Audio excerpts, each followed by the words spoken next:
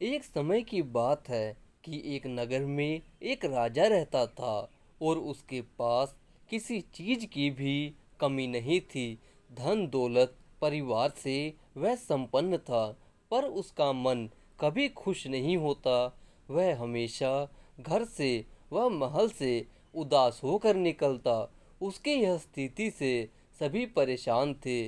तभी जब शिकार करने जाता, तब वह रास्ते में रोज एक साधु को वृक्ष के नीचे बैठा हुआ देखता और देखता वह कितना शांत है, कितना स्थिर है। वह रोज वहीं से गुजरता और साधु को देखकर रुक जाता। सम्राट जब भी साधु को देखता उसे आनंद मिलता, वह झूम उठता।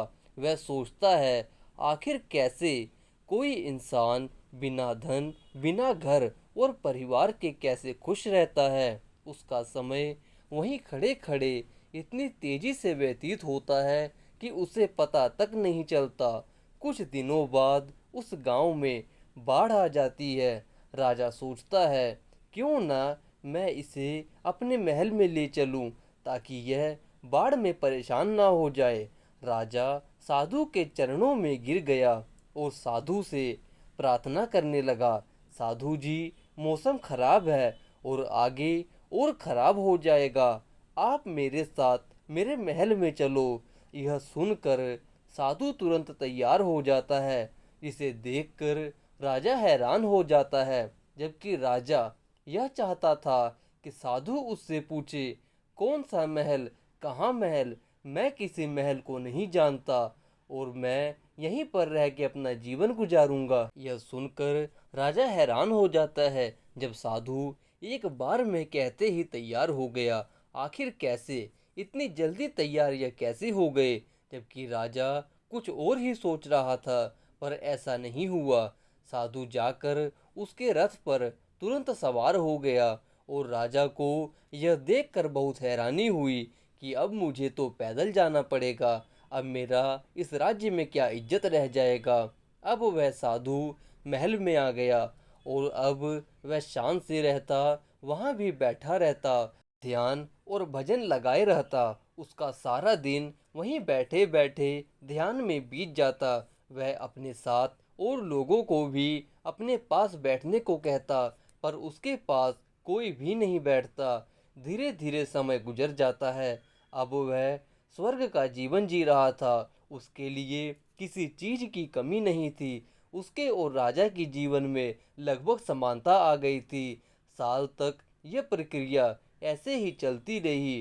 तभी राजा कहता है, महाराज, मैं आपसे कुछ पूछूं कि अब आप में और मुझ में क्या अंतर रह गया है? यह सुनकर साधु बोला, अरे मूर्ख, मैं यह पहले जानता हूँ, तुम मुझसे परेशान हो, पर तुम मुझे यहाँ से जाने को नहीं कह पाए। तुम मुझे उसी वक्त मना कर सकते थे जब मैं तुम्हारे घोड़े पर बैठकर तुम्हारे महल आने वाला था। राजा चुप हो गया और सुनता रहा। राजा ने सोचा, अब फर्क जानना ही पड़ेगा मुझ में और साधु में। राजा ने साधु से पूछ ही लिया कि महाराज, अब फर्क बता दीजिए। राजा सुबह सुबह साधु को महल से निकालने के लिए तैयार होकर चुपके से साधु के कमरे में आ गया। तभी वह साधु को अपने सामने तैयार खड़ा देखकर वहीं पर खड़ा हो गया और सोचने लगा, अभी तो ये कितने तैयार थे, कितने शान से जी रहे थे, और आज इन्होंने वही अपने पुराने वस्त्र पहन लिए, वही थैला अपने हाथ में उठा लिया। राजा बोले, चलिए महाराज, और मुझे यह भी बताना कि मुझ में और आप में फर्क क्या है। राजा की बात पर साधु कहते हैं, तुम मेरे साथ चलते रहो, आगे चलकर मैं तुम्हें बता दूंगा। चलते चलते सुबह से शाम हो गई। अब साधु रुकने का नाम नहीं ले रहा था। तभी राजा बोला, महाराज, अब मैं नहीं चल सकता, क्योंकि मेरा घर, मेरा परिवार, मेरा पूरा महल, सब कुछ पीछे छूट गया है। जिसके बिना मैं नहीं रह सकता, वो ही मेरा सब कुछ है। मुझे वापस जाना होगा। तब साधु बोले, यही फर्क है तुम में और मुझ में। मैं वर्तमान में जीता हूँ, अपने में मस्त रहता हूँ। यहाँ मेरा किसी से कोई लगाव और मोह नहीं है, जबकि तुम माया से घिरे हो, प्यार में पड़े हो, परिवार के, रिश्तेदारों के और धन दौलत के। मैं चाहे जहाँ जाऊँ खुश रहूँगा। आज यहाँ हूँ, कल कहीं और होऊंगा, परसों और कहीं होऊंगा, पर मैं खुश रहूँगा, इतना मुझे पता है।